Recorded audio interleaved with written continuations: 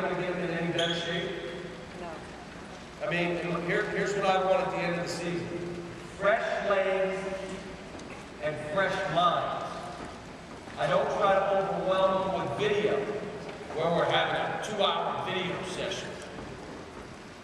We'll watch 10, 12 minutes a day. That's it. By the end of the year, I want them fresh. I want my team the team that wants to play. If you beat the crap out of them, what happens is they want the season to end. And then it ends. If they're having fun and they want the season to keep going, they'll keep going. They'll hang on to the rope, they'll kick alligators, they'll do whatever they have to make sure the season goes on. So free throws, what we'll do in practice, I try all kinds of different things. I try not to make an issue of it. If you want a really good free throw shooting team, recruit real good free throw shooters.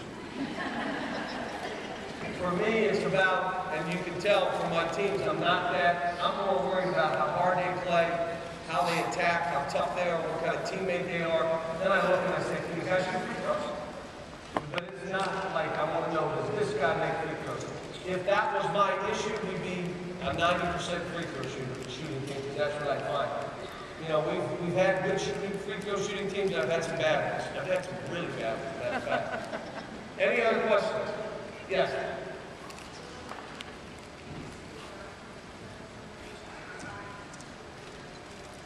Yeah.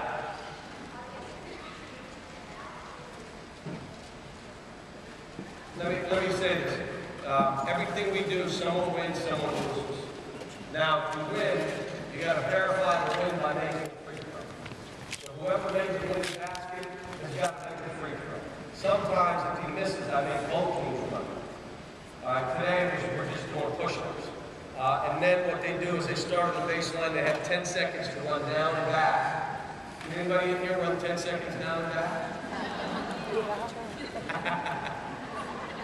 So they got to, in other words, they got to sprint. And if they don't make it, one guy, then the whole group goes again. So I want winning and losing to matter. Can you see how we practice? Everything has a time and everything has a score. Winning and losing matters. In every drill, it matters. So we want them to know winning matters. Does winning matter here? I coach you, so I understand that very clearly. Any other questions from any ladies? Yes. Say it again.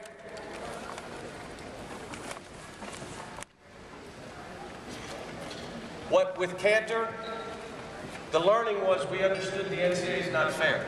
That's what I learned.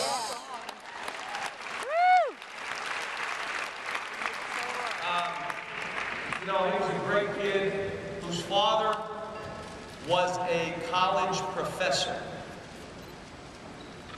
who was given money to put his son in private school because the club didn't have a private school. Now, if the club would have paid the private school and not the father who paid the private school and showed the receipts that he paid the private school, he would have been fined. What? How's that? How did the father know our rules that he couldn't? That's too bad he's not playing. He's in Kentucky. We did not want them in the Final Four. It didn't stop us anymore.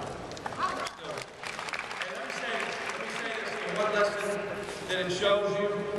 Fate intervenes a lot of times in our lives, correct? Yes. Some of it good, some of it bad. Fate intervenes. I mean, every one of us has had things happen. Some of it we're responsible for. Some of it we're not responsible for, but we got to deal with it. In that case, fate intervenes, and who does it give an opportunity to?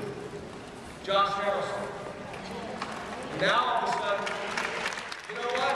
As much as they tried to do to us, Josh Harrelson created a new life for he and his family, and it still got drafted 4th, and we still made the Final Four. I mean, what?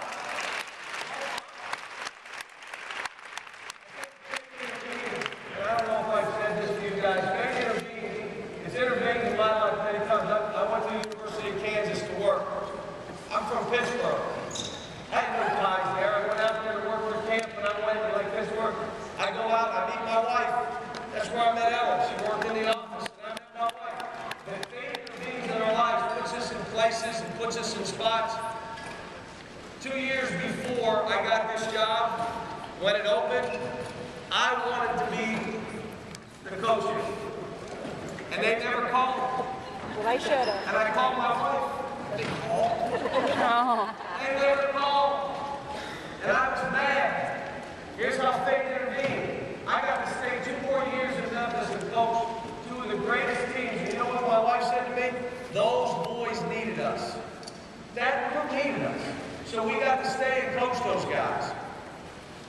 And then, 2 years later, I'm here, but instead of following Tubby Smith, who won national titles 27 in the year, everybody, I got to follow the other guy there. I was not here.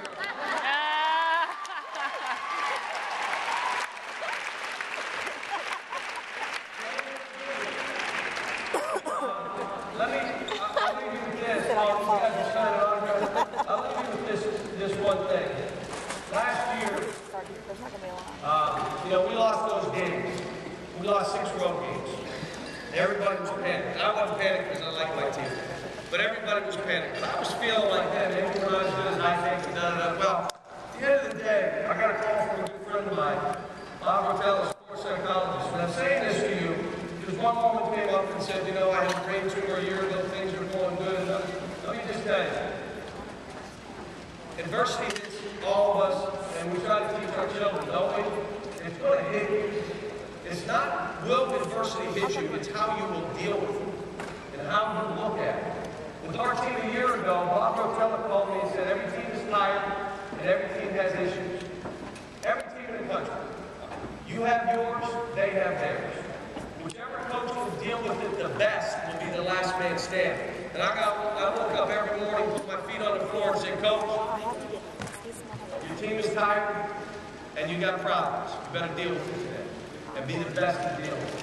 When I greeted the other coach before the game, I said hello to him and looked at him. In my mind, I said, this is a speech I gave the other day. In my mind, I hope your problems are worse than my problems. But my point being is, whatever's in your life, there's another million people dealing with the same thing. A million. There are issues you got, there's a million people dealing with your same issue.